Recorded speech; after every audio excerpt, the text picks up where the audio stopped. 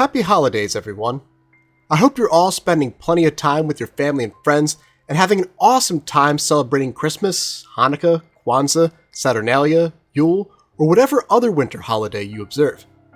As my own personal way of commemorating this wonderful time of year, we're going to take a look at Longest Night, the most important holiday in the Night in the Woods universe. But before I go on, if you are a Night in the Woods fan, then please be sure to like, subscribe, and consider supporting me with a YouTube channel membership or over on Patreon. My dream is to make these videos full-time someday and to create awesome Night in the Woods content for years to come. By doing any of those things, you'll be helping make that dream a reality. Longest Night is the second of two in-game holidays mentioned in Night in the Woods. Like Harfest, it has some pretty clear inspirations, but unlike Harfest, it's very much its own thing. As I mentioned in my video on Harfest, it's not a replacement for Halloween. Rather, it's a festival that takes place on the same day. It's part of how they celebrate Halloween, but the spookiest of all days is still on their in-universe calendar. That's not the case with Longest Night.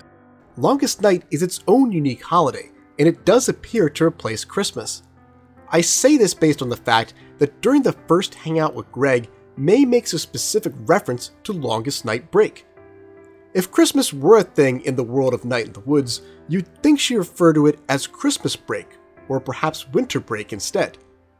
Furthermore, Christmas isn't mentioned at all during the epilogue, while both Thanksgiving and Longest Night do come up in several of May's conversations.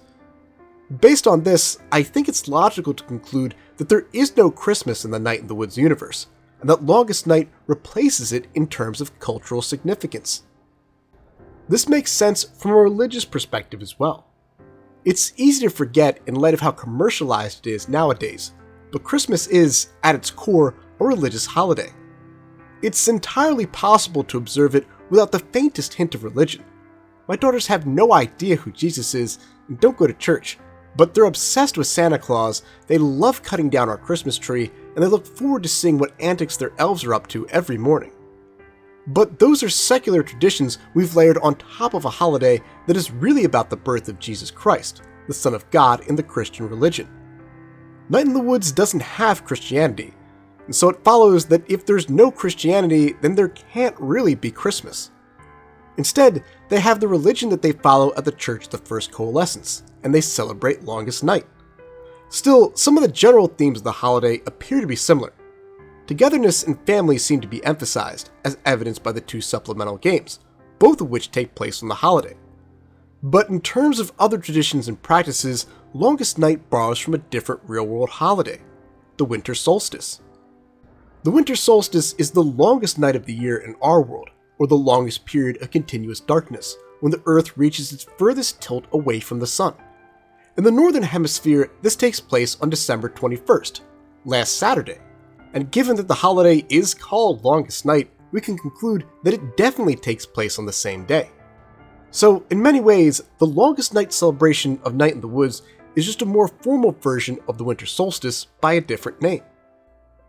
In terms of how the holiday is celebrated, the stars seem to play a key role.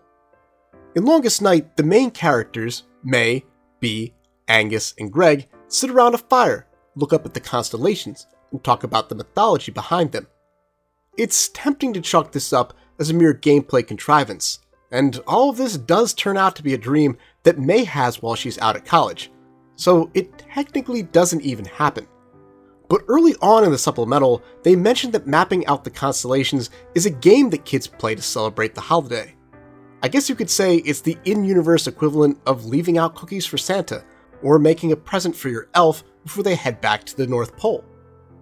Furthermore, in Lost Constellation, May's grandfather tells her a story about how Adina Astra, an astronomer whose constellation comes up in one of Mr. Chazakov's segments, journeyed to the frozen lake to see the 13th constellation, the namesake Lost Constellation.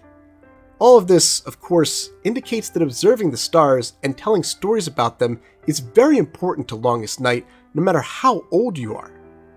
As for how long the holiday has been celebrated, or what its origins are, all of that is unclear, but May's grandfather says that Longest Night was celebrated back in Adina's time, which appears to be the late medieval period based on the outfits worn by King Stevenson's entourage, so it certainly seems like it's been around for quite a while.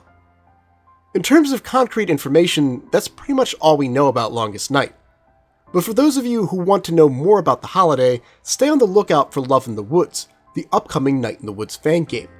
It will be featured in the game, as shown in the demo, where the player visits May's house for Longest Night dinner with her and her parents. Thanks for watching. Huge thanks to Wolf.Godwin for allowing me to use their awesome covers from the Night in the Woods soundtrack for this video. Please check out their music by following the links down below in the description box. Huge thanks to Jordi, Jaen, Moreno for providing the art for my channel and my profile picture. Be sure to check out his profile at the link below. Big shout out to all my silver and gold tier YouTube channel members and Patreon subscribers, including James Pruitt, Corey Matson, Gustavo Balabi, Lil Caesar, Reed, Bathonian, Fate G, Anna Novikova, and Laura Parenti, who get early access to these videos thanks to donations of $5 to $10 a month. See you guys next time!